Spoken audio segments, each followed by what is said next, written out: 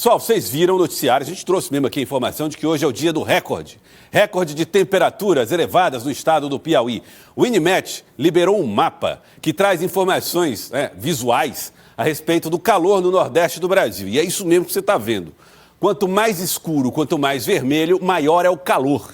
E o estado do Piauí, que está aqui, ó, tem uma alta temperatura registrada, sobretudo nessa região mais próximo do estado do Ceará, aqui ao norte, nessa região aqui mais de Pedro II, também alta temperatura registradas para esse dia de hoje. Deve ser o dia de maior calor no mês de novembro deste ano. Você que estava sentindo calor a semana toda, se prepare porque hoje as coisas podem ficar um pouco mais quentes. O Ministério da Saúde divulgou dicas para que as pessoas possam enfrentar as altas temperaturas sem afetar tanto assim a saúde. As informações estão aqui na tela para vocês. Olha, 5 dicas para enfrentar o calor às altas temperaturas. Evite exposição ao sol entre 10 horas da manhã e 4 horas da tarde. Diminua o esforço físico durante o calor. Em veículos sem ar-condicionado, mantenha as janelas abertas. Se você não gosta de ar-condicionado, principalmente, tá aí, ó, mantenha as janelas abertas. Não deixe crianças e animais em carros estacionados e mantenha ambientes úmidos, como com toalhas molhadas ou umidificadores. Então você pode ir utilizando essas dicas para enfrentar a alta temperatura sem muito risco à saúde. Eu já estou recebendo aqui no estúdio a doutora Caroline Carvalho, ela é nutricionista e vai trazer para a gente as informações também em torno da alimentação. A alimentação pode nos ajudar a sofrer menos durante o período de altas temperaturas. Boa tarde, doutora. É verdade. Boa tarde, Joelson. Boa tarde aos telespectadores. Muito bem. Eu trouxe aqui dicas para que a gente possa compartilhar aqui e a senhora trazer os detalhes e comentar aqui com a gente. Por favor, na tela, para a doutora Caroline conversar aqui conosco. São as informações, as 4 dicas em torno da alimentação aqui para nós. As altas temperaturas nos impõem algumas obrigações. A primeira delas, aumentar a hidratação, consumir sucos naturais sem adição de açúcar. Ou seja, doutora, beber água e tomar sucos. Mas por que sem a adição dos açúcares? Então, se a gente coloca o açúcar no suco, no fim das contas, a gente está se desidratando, ao invés de se hidratar. Isso, porque aquela bebida doce, ela vai nos dar mais sede, né? Não sei se vocês observam isso. A gente tem uma falsa impressão de que passou a sede naquele momento, mas depois a sede volta com tudo. Então, o ideal mesmo é a água, né? Geladinha, de preferência, que a gente gosta, né? Água de coco também entraria aqui nesse item número 1, né? A água de coco refresca, é muito ótimo. Tem os sais minerais também que repõem, diminui até essa questão da sede. Mas o açúcar em si, ele vai te provocar mais sede lá na frente.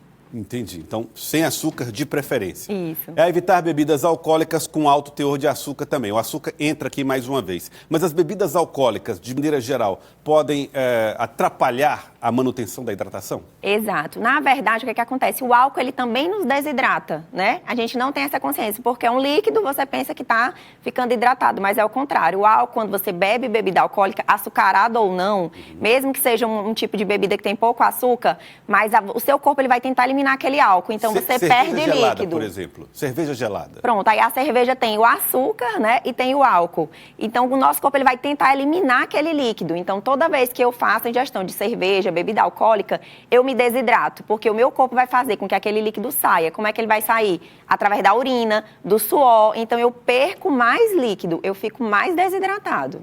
Entendi. Então, o açúcar é pelo mesmo motivo do suco. Isso. E o caso do álcool, o álcool, além de tudo, contribui para... Para a desidratação também, da mesma forma. Refresca, mas desidrata. Isso, porque a gente tem aquela sensação de refrescor, por ser uma bebidinha gelada, mas não é não é uma coisa que o nosso corpo quer. Então, ele tenta eliminar o álcool, e ele elimina a gente perdendo líquido, né? Através da urina, através do suor.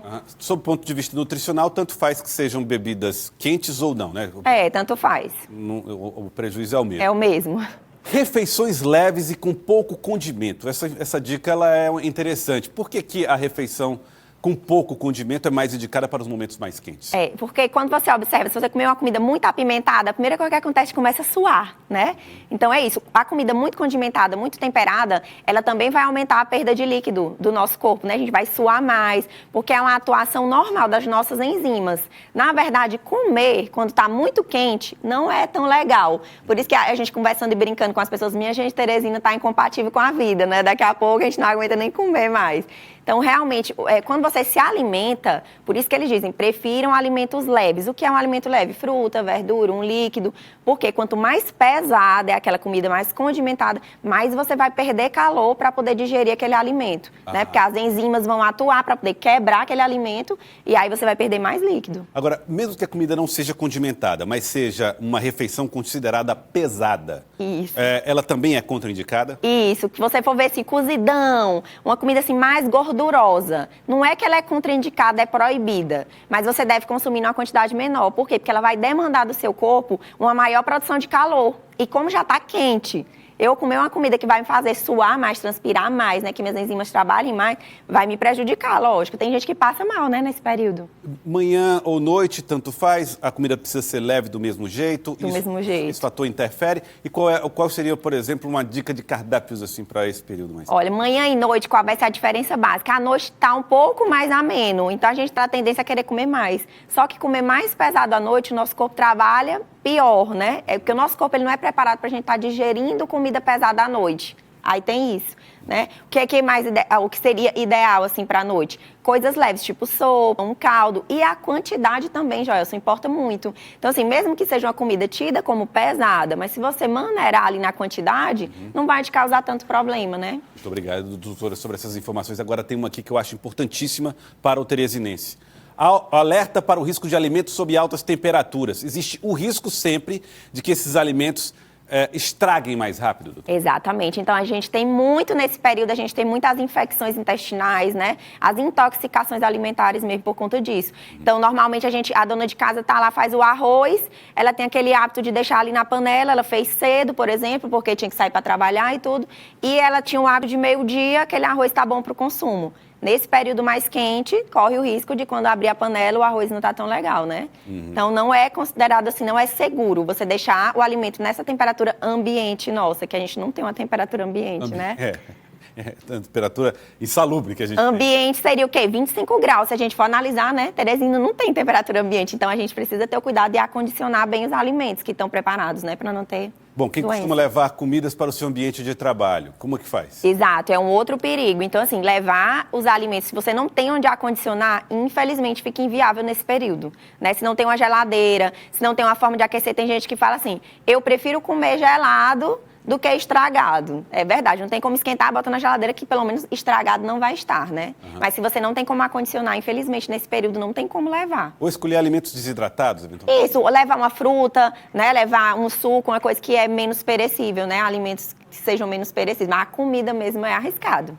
Doutora, queria agradecer a presença da senhora aqui no nosso Jornal do Piauí mais uma vez. Obrigado pelas dicas aqui nesse período mais quente do ano. Por nada, Joelson. Boa tarde, pessoal.